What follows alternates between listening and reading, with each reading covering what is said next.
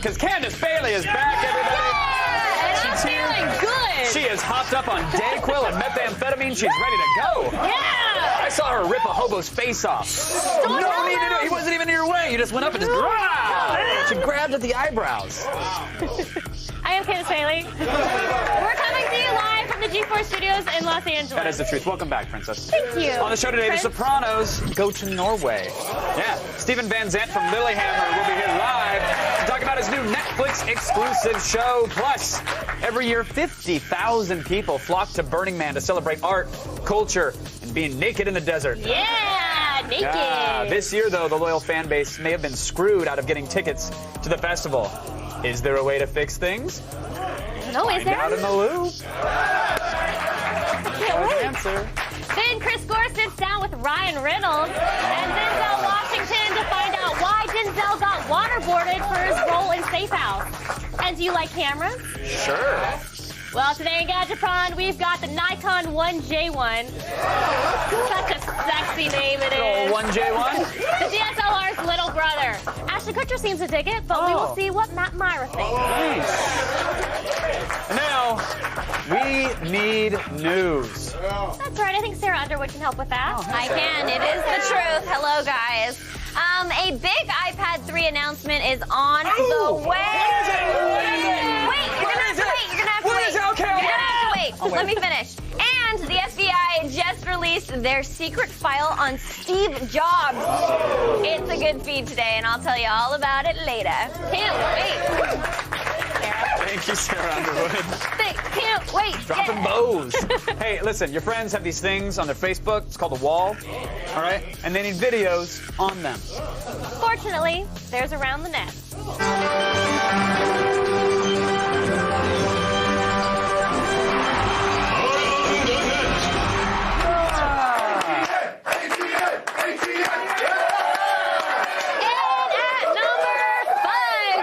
What is it? Some gymnastics. Yes. Oh, yeah.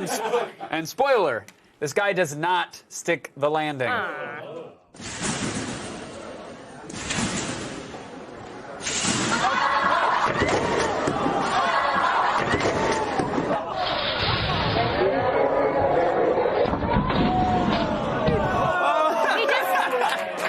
Can he just fall down the stairs? Kind of. What were stairs doing next to a trampoline? Thank God they were there. It sounded like he crashed into a marching band. Like it was just stairs, but I heard cymbals and a bass drum and screaming children. All right, that was the gymnastics, as they're called, and you were in fact a gymnast. So please give us your expert analysis, Candace Bailey. What exactly went wrong? Where did he go wrong there? Okay, well, his first twist was pretty strong, but then he clearly miscalculated the exact point of his center of gravity. What? And then when he went into his front flip, his heels weren't tucked enough, which kept him from making a clean rotation, you know?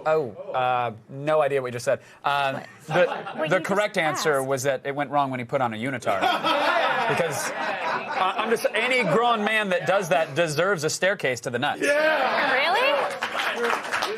No, unitards are sexy, y'all. I think you should come in a unitard. No. Please. No. Please, Kevin. No one needs to see Kevin should wear a me unitard on the smuggle show grapes one on this day. program. No, I really shouldn't. If you think they're so attractive, when was the last guy that you had sex with that was wearing a unitard?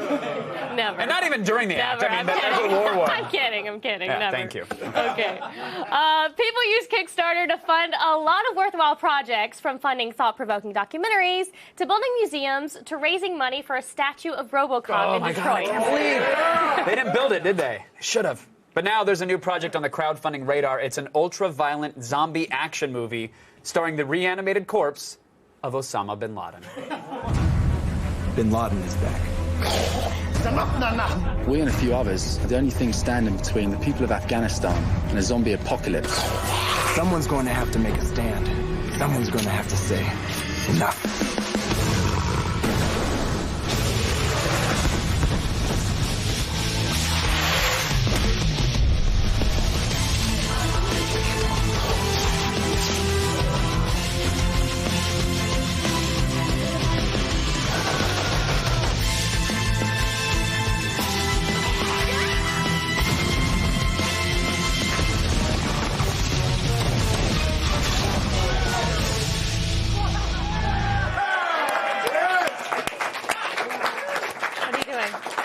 I'm trying to ask Siri where the nearest Army recruitment center is, because that is the coolest commercial ever for that. But it really is a real Kickstarter project. It just completed its goal of $15,000. But of course, they're still looking for more cash. There's more ways to donate. Now, if you donate $10, you get zombie insurance and a digital copy of the soundtrack. That's cool.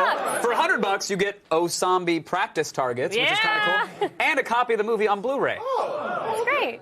It's actually going to be on Blu-ray. That's the interesting part to me. Like, remember when not everything was available, and now you can get Zombie. Yeah, it's gonna be good. Question for you, if I may. Have you ever felt like there was a sauna in your pants?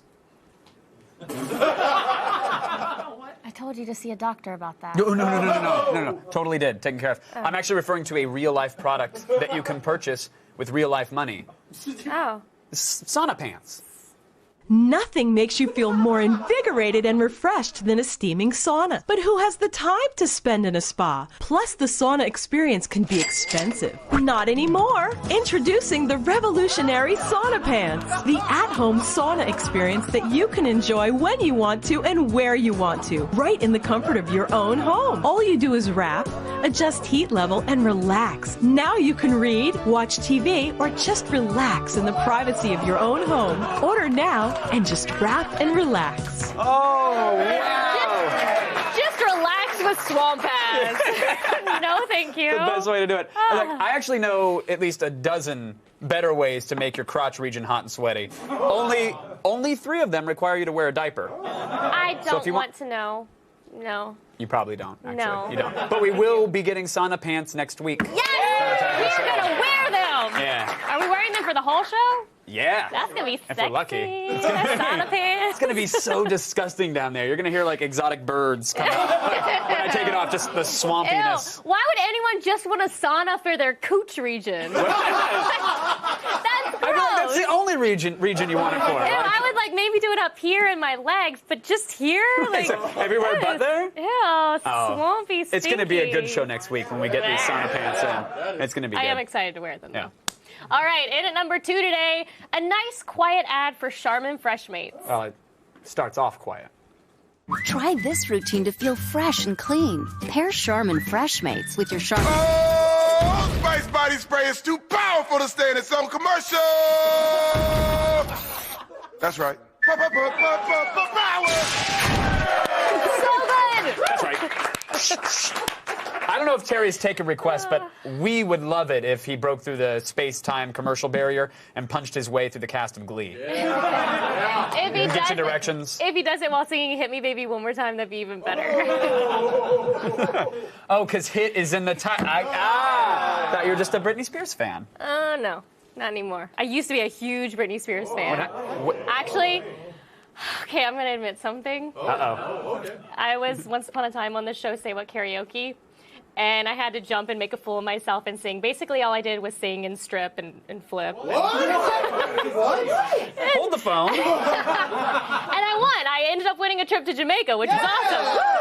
But all I ever did pretty much was Britney Spears. Okay. Yep. So I used to love her. When did you fall out of love with her, though? I don't know, after she started getting married with randoms and having babies. And then her vagina started dangling down near her ankle. The dangling vagina. It just dropped out like an Oldsmobile transmission. Just clonk. You gotta drag it around everywhere. Are these Say What karaoke clips on YouTube? You can't find them ever. No one will ever see them. Oh, you said that to the internet essentially. Because I don't know the viewers at home, but you just basically dropped a 4chan gauntlet. No one's ever gonna find this thing that I did only a few years ago. It was so horrible. I had to start off singing the Nookie. What? And I didn't know the words, and basically You mean all the I was Fred doing. Durst Nookie? You know, they used to it would land on a song, and usually it would be your turn. Nobody and you watched that show. But I get it. It lands on a song, and then you sang. I just started jumping. I didn't know the words, and I said, "The Nookie!" It was so bad. But I moved on. And we are going to move on, but I'm guaranteeing that by the end of the show, well, I don't know if we can get the rights and clearances, but we will have a copy of it. And I'll tweet out a link. I don't care. So tweet it to me, please. Rhino. See what works out on our #1 ATM. Please. MK Pereira, send me the link. Someone found it by now. You stripped? Really?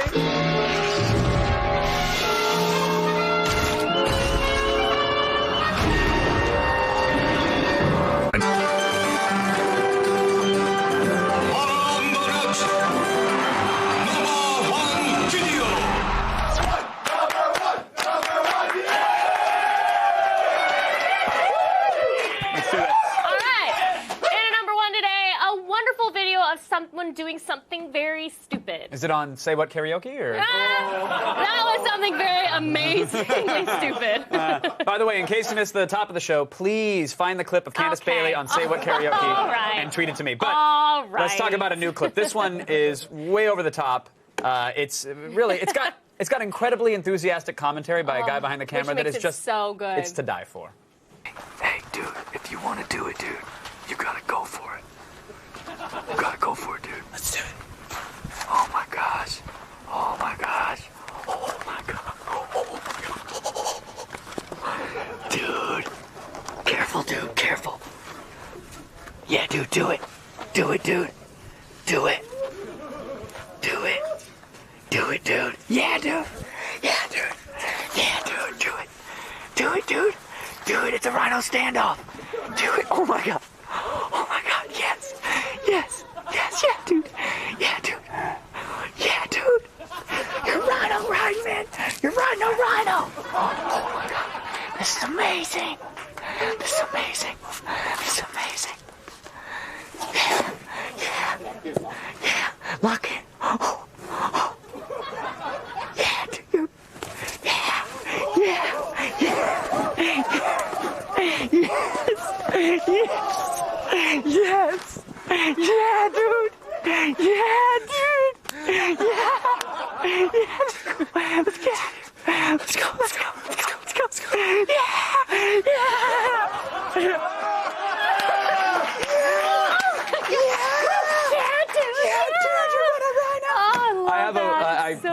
I have a voice in my head like that all the time, constantly. You know what?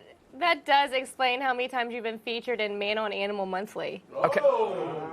Your judgmental tone is not necessary. I'm actually going to be the centerfold in March. Thank you. Really? The month of the Marlin. You're on a marlin! Bro, you're on a marlin, bro! That makes it so good. You're so in the ocean, bro! That's a great Photoshop. To get your daily viral fix and to check out all the viral videos we have to offer, go to g4tv.com/. Around the net. They know their URLs. So we asked you to call us, and we wanted you to tell us what you were doing to celebrate Valentine's. Unfortunately, you guys responded with unbridled honesty. Here are, well, if not the best, then they're at least the most TV-friendly responses. For Valentine's Day, I'm going to call the girl that I've liked for 6 years and ask her out on a date again. And when she says no, I'm going to have the 18 take her out. I'm ready to move. And then I'm going to enjoy a sensual dinner with my cat, Mitten. I'm going to be taking my special lady to her pick of movies, as long as the movie has Liam Neeson punching a wolf in it. Wolves.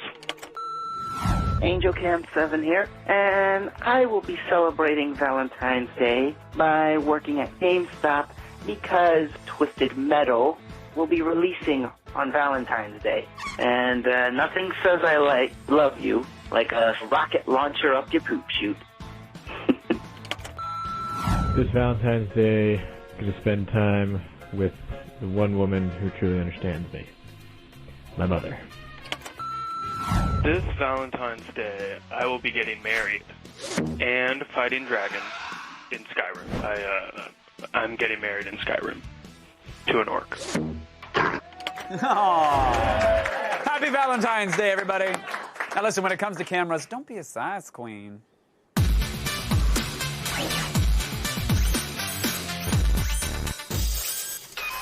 Looking to take great pictures without having to lug around a DSLR? Well, Nikon thinks they have the solution with the Nikon 1J1. With its high-resolution 3-inch screen and 10-megapixel image sensor, you won't miss any of the action. The Nikon 1 also boasts the world's fastest autofocus. Combine that with the ability to take 1080p video and capture stills simultaneously, and you have an extremely versatile portable camera. Take home the Nikon 1J1 for around $600. Cool pose. This is awkward for everybody. Oh. Hey, everybody. Matt Myris here again. Glad to have you here, sir. You're riding a rhino. Dude, you're doing it. We can catch him running. Just talk about the camera, bro.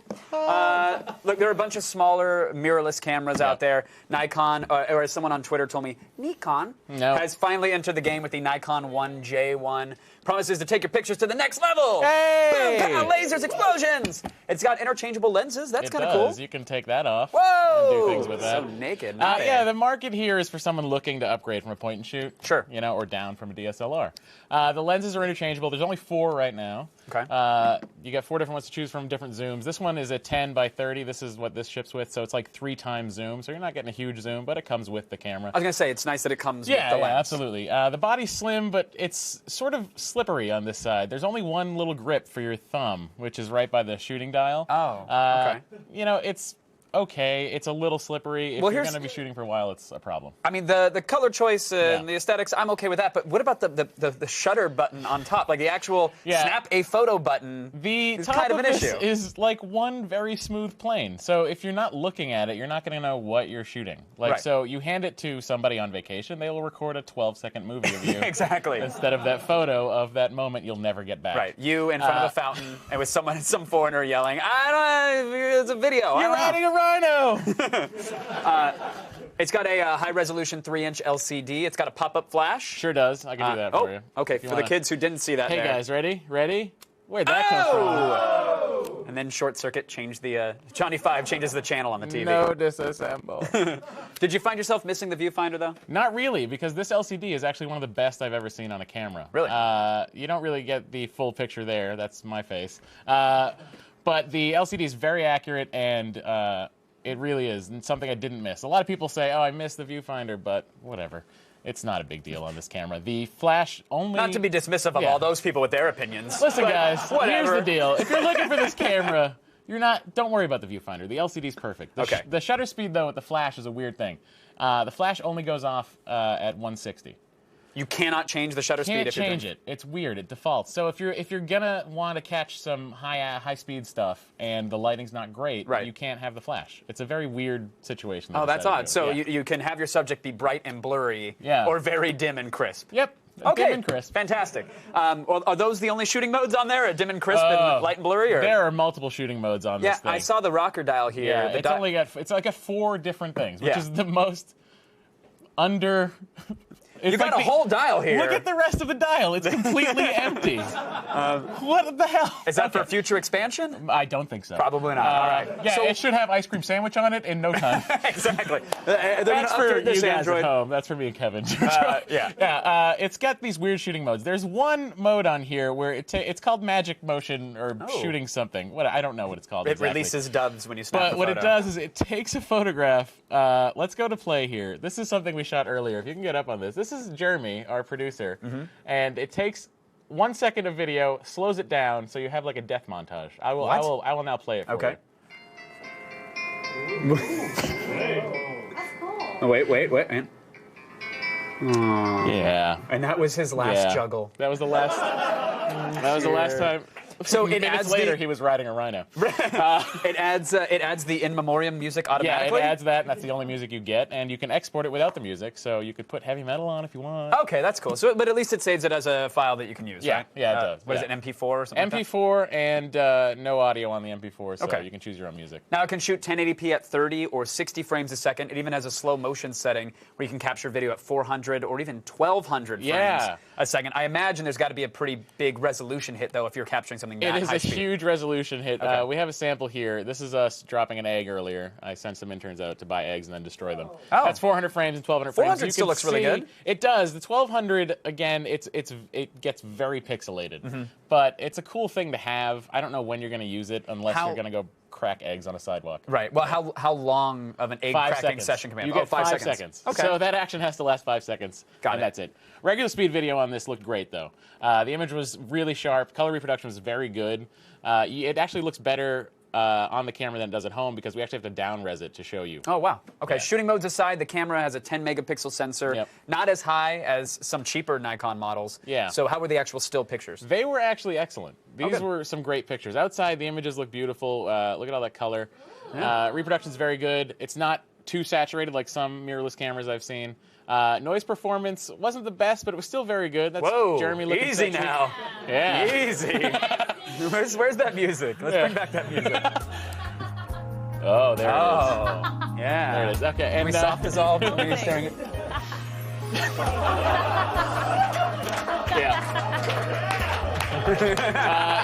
In low light, we God, found... dissolve away! I'm sorry, tell me about low light. Low light performance was great. Okay. There it is. Jerry's right. looking good there. We played with the macro settings. We got some great shots. There's a tennis ball and Bernardo, and then a tiny sumo wrestler and Bernardo. And we had to fumble around with the LCD focus on there for the macro. They got rid of the manual focus ring. Yeah, I thought that was an odd choice. And there's no touchscreen, so you can't tap to focus. Yeah, you have to select so you have to with like a box. like a D-pad, like you're playing Tetris on a Game Boy. Yeah. But you know, it works out pretty well. Those pictures are actually great, and it didn't take much effort. All right, the Nikon 1J1 with the lens goes for $599, I think, retail. Yeah, that's you know. It's a little steep. What are we giving it? We're gonna give it a 4 out of 5. Okay, cool. That's not bad, right? It's a very good camera. It takes excellent pictures. However, it is a little pricey, and the shooting options there are a little too confusing for novices, and there's not enough customization for any advanced shooters. All right, 4 out of 5, still not bad, though. Yeah. Matt Myra, everybody. Yeah. Thanks so much, Matt. Thank you, Kevin. Always a pleasure, sir. That's it for today's Gadget Prawn, but now, back to Candace and Sarah. Hey. I didn't want to do my 5 out of 5 dance anyway, so... American Ninja Warrior is returning to G4, and you could be on the show. Yes, we're having 6 regional tryouts in the United States, and the finalists will have a shot at $500,000, plus the coveted title of American Ninja Warrior. Yeah. Aspiring Ninja should go to g4tv.com/ANW tryouts for all the details on how to upload your video submissions. Which we hope does not include you face planting, all right? Coming up, Burning Man's the biggest desert party you've seen ever, but the party might be over. We'll tell you why in the Loop. Plus, Sopranos heavy and E Street Band rocker Steven Van Zandt stops by live to tell us about his new gangster series, Lilyhammer. Stick around.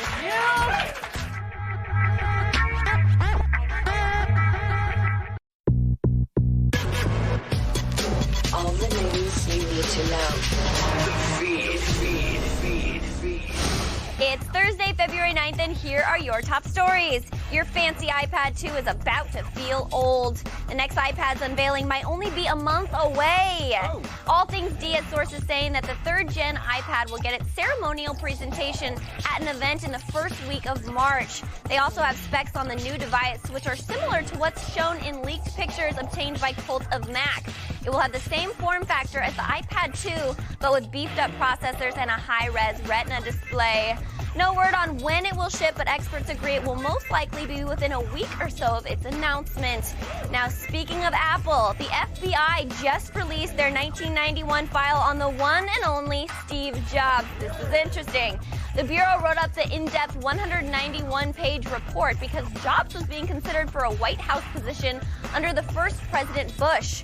Unfortunately, it wasn't the most glowing picture of the late great visionary. They expressed concern about his past hallucinogenic drug use. Yeah, and referred to him as a deceptive individual who is not completely forthright and honest. But the files also say that from 1988 to 1990, Jobs had top secret security clearance. The file doesn't exactly say why, except that it had something to do with Pixar. I guess there is more to Buzz Lightyear than any of us knew. Oh, well.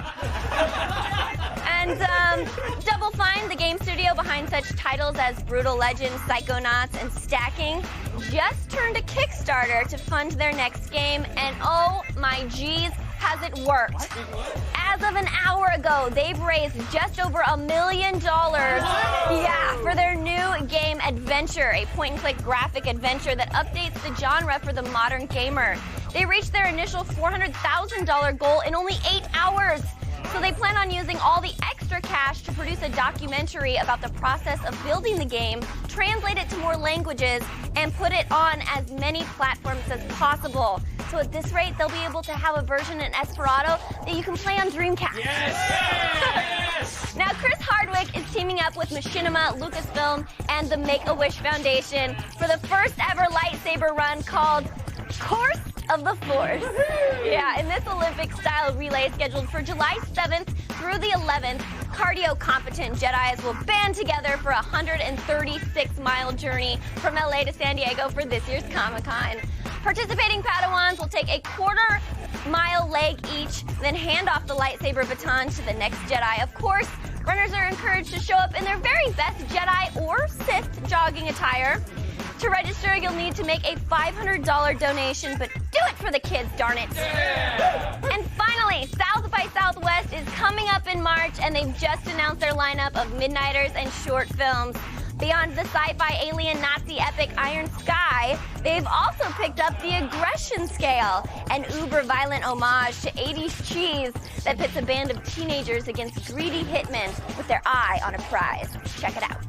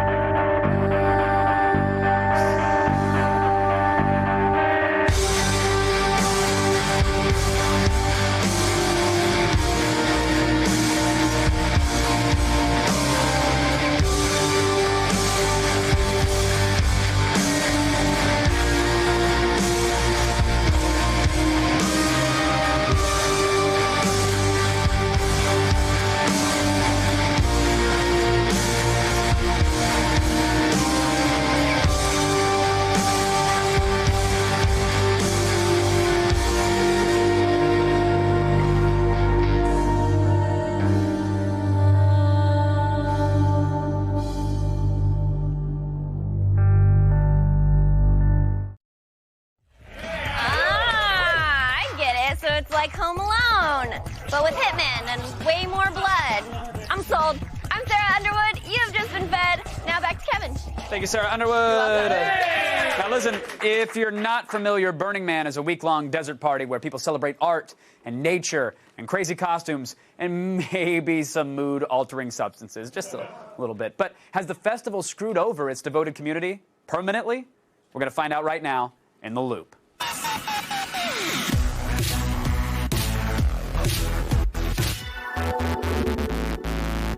Joining me now from Seattle, Washington to help us make sense of it all is writer, sex educator, and burner, Alyssa Royce, everybody. Hello, Alyssa. How are you? Hello. I'm great. Thanks. So now Burning Man, my friends would tell me every year they can't believe it. It just gets bigger and better and more popular. And this year they wanted to accommodate everybody by having a lottery-based ticketing system. But I heard it didn't go so well exactly, did it? No, I think it's safe to say it blew up in everyone's faces, actually. Yeah. Well, how so? So how did this work? I mean, you could sign up for the privilege to have your name plucked out of a hat or by some random number generator, and that would allow you to buy tickets? Yeah, there was a unicorn plucking names out of this giant furry cone. That sounds phenomenal. And it what was happened? Awesome. So what happened is the unicorn only picked names for maybe 10 out of a camp of 200 people to come, which meant that most of the devoted burners, which is what they call themselves, or we call ourselves, the ones who build the huge art in the big city and the big theme camps don't have tickets. Mm-hmm. So all these people are going to show up to a party, and the fear is that there will be no art.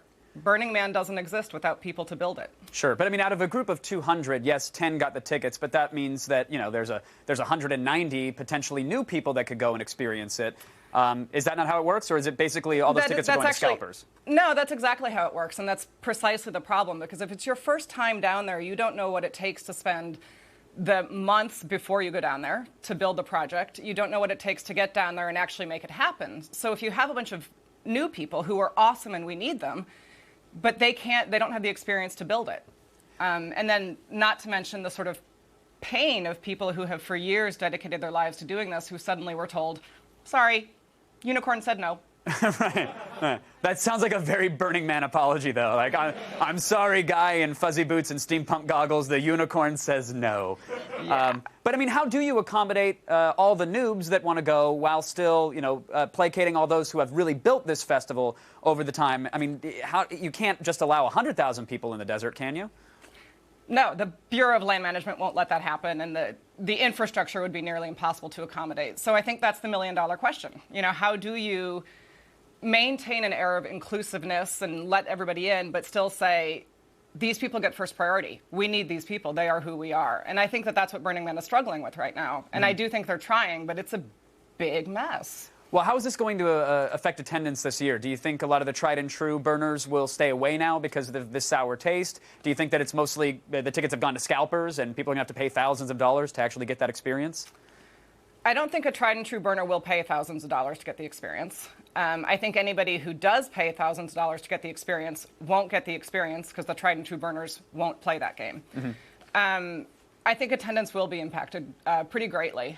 A lot of people I know who have major theme camps are saying, never mind, we're not even going to try. If they don't want us, we're not going to bother. But to be clear, the offices of Burning Man have reached out to me, and they do want them. And so that actually has switched to their primary scramble is how do we get these people in? How do we let them know that we love them, we need them, we value them, and get them in there?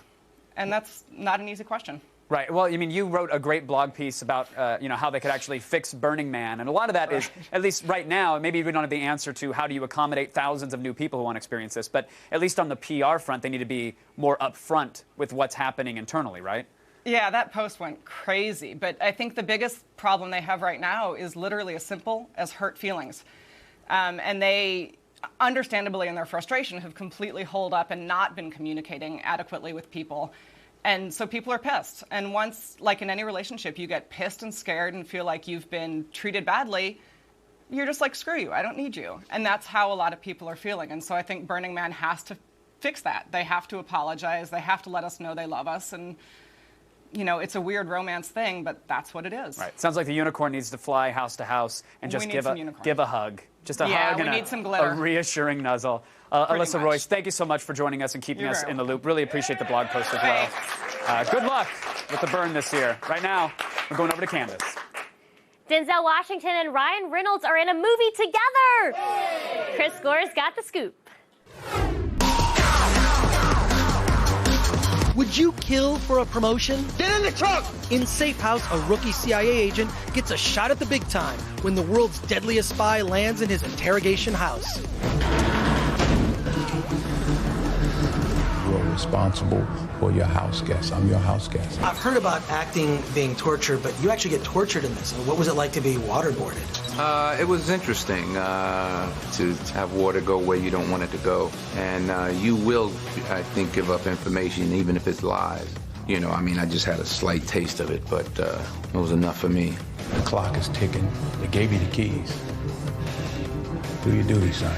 Shut up. So you always hear about these safe houses. What makes this a great setting for a film?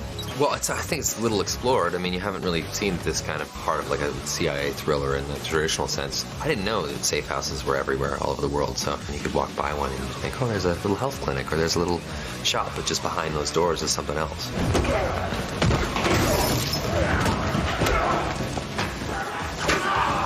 And what was it like to beat up on the new guy, Ryan Reynolds? I didn't beat up on him, did I?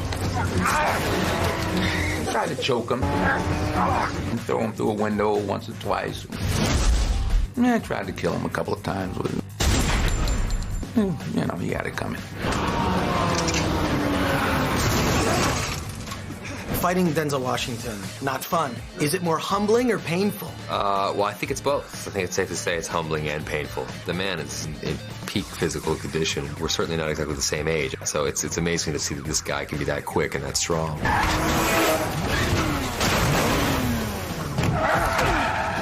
Do you think we really should break some laws in order to keep the country safe? We do break laws to keep the country safe. No, that we should, we do. I mean, that's the whole point of your character, is just having a very realistic view. I think there was a reason why he was very successful in the CIA. I think the fact that he was a brilliant liar. He didn't have that fear gene. he was perfect, you know, and I think he moved right up the ranks. And when he turned, he became the worst of the worst.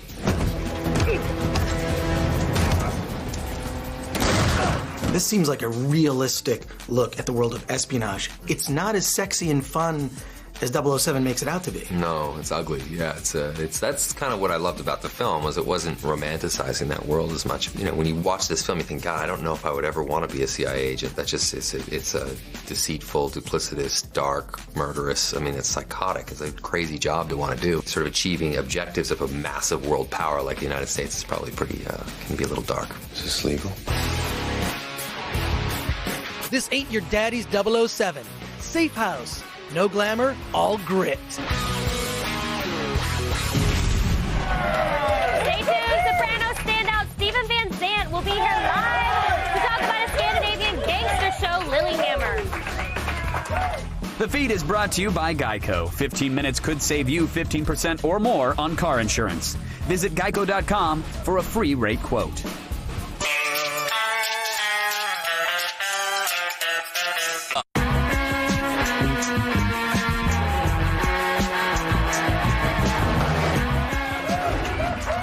So here's the scene. Here's the scene. New York mobster plus the home of the 1994 Winter Olympics. Go! Hello, her leg. Jeg tror kanskje jeg har brukket beinet, altså. Ja, det er opp til legen å bestemme det, da.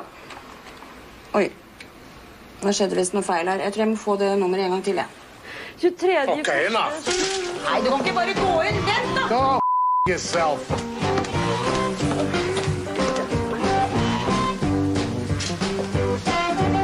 Hey. Need a little help here? Jeg spiser lunsj. Lunch? Guess what, you Harry Potter? Lunch is over.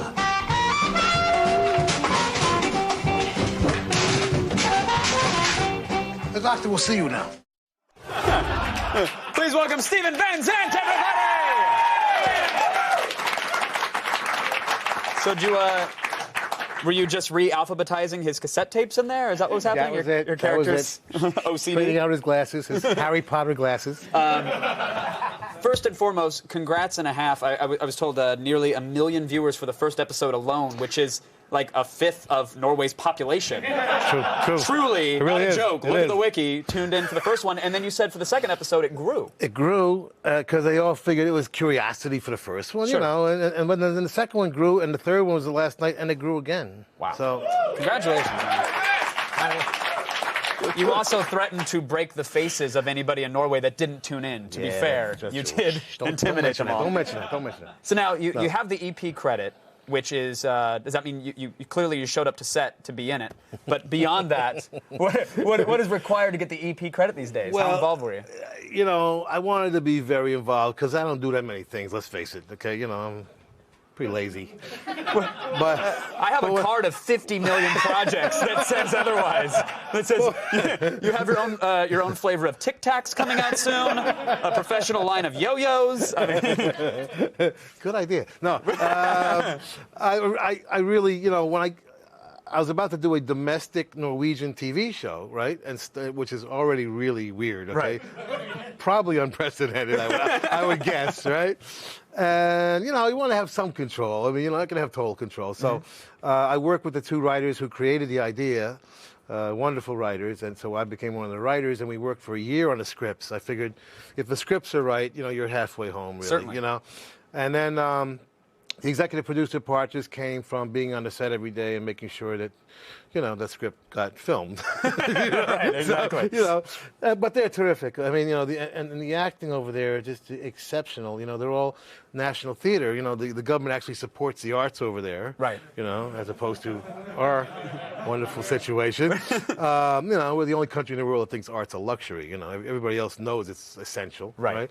But they have like, so these wonderful actors are all like wanting to be in this crazy show because it's so quirky, you know. And so, you know, we have like literally the Laurence Olivier of Norway playing a cab driver. Right. You know what I mean? So every Lawrence single... Havarskurgurd. I don't know.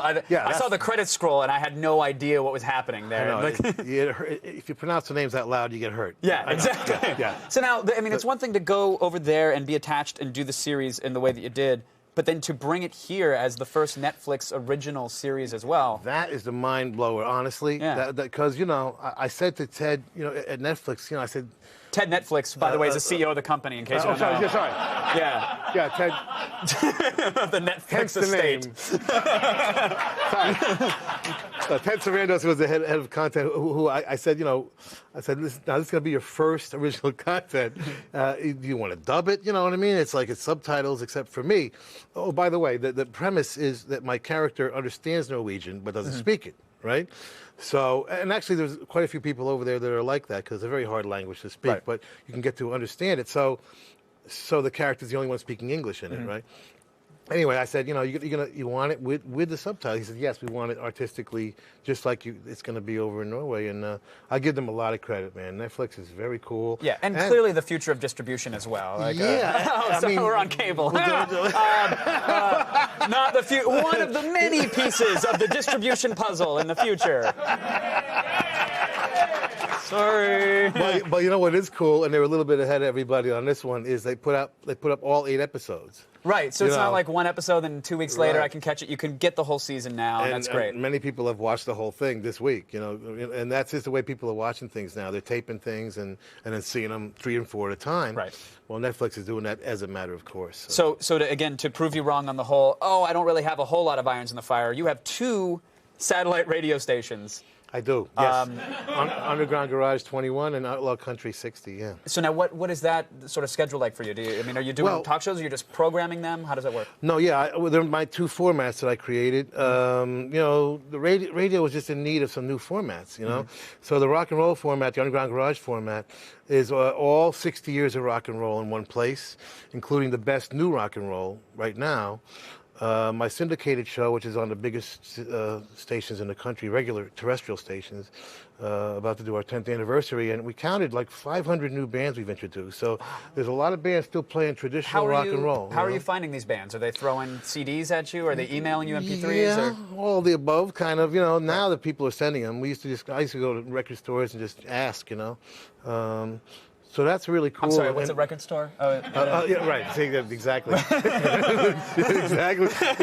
So, you know, and we just got added to, we were on American Forces Network, and we just got added to their big network of 180 countries. So awesome. So, yeah, so that's going cool. Yeah. You know, we've got a lot of things going on. A world tour. Why not? We'll throw that in as well. We'll get that in when there's time, in between coffee and listening to EPs.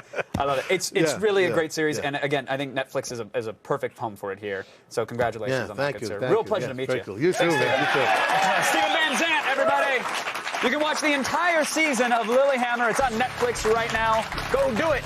And still ahead, there's more attack fun. I mean, how could you not stick around with a tease like that? We'll be back.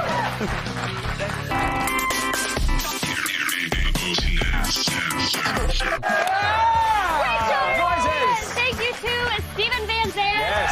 Matt Lara, of course. Alyssa Roy, yes. and Chris Gore. Hey!